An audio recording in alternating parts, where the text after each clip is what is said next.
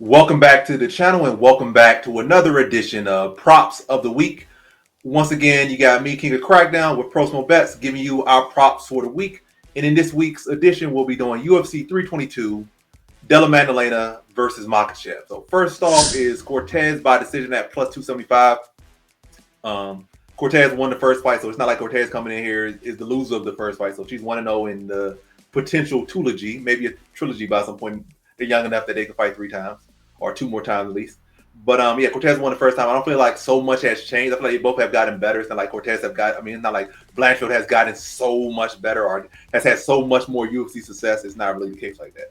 I feel like they both have gotten better, and they both pretty much still have the same strengths and advantages.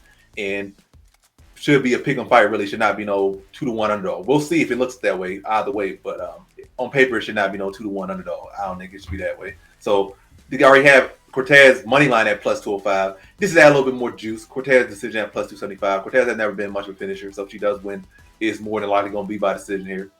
Same for Blanchfield in this fight, but Cortez decision plus 275, great value on that. And that's the first prop of the week. Second prop of the week is Chepe Mariscal by KO or TKO plus 330. Sabatini has never been the most durable guy. And this is yet another fight where the underdog is a fighter that has already beat the other fighter. And both fights were won by split decision.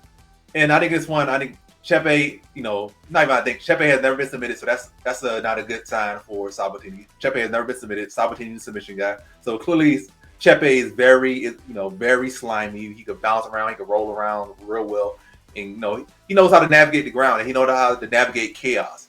So fights like that are annoying to deal with for grapplers, especially guys that rely so much on getting you to the ground, then they gotta get you down, you pop back up, and you can't hold you down. You're like trying to hold down a weasel. And on top of that, weasel got a hammer, and they smack you in the face with it once they get up. And again, Sabatini has never really shown to be the most durable guy. Not in his bones, not in his joints, definitely not in his chin. And I think Mariscal can be slimy as he has been his whole career. Be able to scramble, or should I say scrambly? Be able to scramble, get back to his feet, and continue this apply pressure and break down Sabatini and get him out of there. So I don't think he's going to submit Sabatini. I don't think he's going to beat him by decision. He could win by decision, but again, Sabatini hasn't really shown to be so durable. So I feel like if he's applying the damage and the pressure that he does in every single fight, I don't think Sabatini makes it 15 minutes. So most likely by KO, most likely in the distance if Mariscal wins, which I think he should win, at plus 330. And that might be my best prop of the week for this week. So Chepe Mariscal by KO or TKO at plus 330. Then last but not least, Dawkins by KO. Kyle Dawkins by KO at plus 175. So Kyle Dawkins has been on a run, been having a lot of finishes. He's brought that back into the UFC. Dawkins has always been a solid fighter. It just didn't go his way the first time in the UFC. Now he's back. He's remotivated. He was able to win with that Cage Fury belt, defended a couple times. And, he's right in his prime. He was a young guy when he left. I think he's only like 32 right now. So he's locked in and he's hungry. Whereas Mershad has been a lifelong journeyman in the UFC. And, he has not really moved up or down. He's been able to stick around. He's been able to pull up some upsets. But Dawkins can grapple. Dawkins is the better striker. Dawkins is younger than his prime.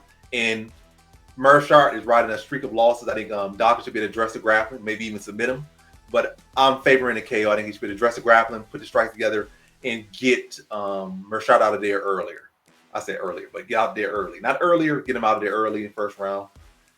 Whether it be early or late, I think it's like a first round TKO, but that's not the prop. That could be more value on it if I go KO first round. But, in case Mershad kind of extends himself to the second round, then gets TKO in the second round, Dawkins by KO is plus 175. So that's first, second, or third. If it happens in either round or any of the rounds, it still hits. And I think that's good enough value. So Dawkins at plus 175 by KO is the third and final prop. Not going to get too greedy with that one. Try to chase the first round. Let's just say any round. So general KO by Dawkins, any round, plus 175. So first, second, or third, if he gets the TKO, it's a hit. So I think that those are good props. So what do you feel about those props, Pro Smo? Yeah, man, I think you hit the nail on the head when you said how a line is, for Tracy Cortez is 2-1. Like, how are you getting plus 200 odds? That it should be much more competitive. The line should be at pick'em odds. And you're right. Now, when people look back to their fight, I believe on the Invicta promotion, if I'm not mistaken, yes, they're right. Erin was young. She was 19. Tracy was a woman, damn near 25, 26. She was much older. But I don't think she's that Trace, much older. I think she's probably like 2, 3 years older. They both young. Let me yeah, see. I'm pretty sure they're like about 5 years. years apart. And that's why people made a big deal about it, because they're saying, wow, she's so young. How was she able to out grapple Tracy? How was she able to hold her against the wall? How was she able to box with her? When not necessarily all that happened to that degree. But the Yeah, bigger question, yeah, she's about what, 4 or 5 years older? 6 years older, 26, 31. Yeah, but the real question should be: was Tracy even striking? Was she boxing? Was she grappling like Blanchfield Nah, was at such a young age? Blanchfield's from Jersey, from Fox's grappling system. You know, the only thing that Tracy had at the time was her wrestling system. Now she's with Angel Cejudo as a grown ass woman. Many years later, doing very well, showcasing grappling. You know, against Jasmine Jazaviges, getting back on her feet, getting bullied, getting back on her feet, showing us that on a short notice fight, she's got striking in the fourth and fifth round against Rose Namajunas. So at plus 275, man, robbery. We're probably. talking Chepe Mariscal by finish. That man can get it done any which way he wants. Pat Sabatini, for a great reason, is a Cage Fury grappling champion. I suspect the UFC is going to want him out of the UFC and maybe move him into UFC BJJ. You know, make a run there. But Chepe is game, man. This is a guy that fought Gaethje. And then, of course, the last prop you said was you said the last prop was who? Dawkins by KO at plus 175. My God, man, what relentlessness his last outing. You know, Mearshart does not do well against guys that are that explosive. What a robbery! Why take Dawkins on the money line when you could take that finish, man? That's an incredible line there. So yeah, man, fire, fire, fire props.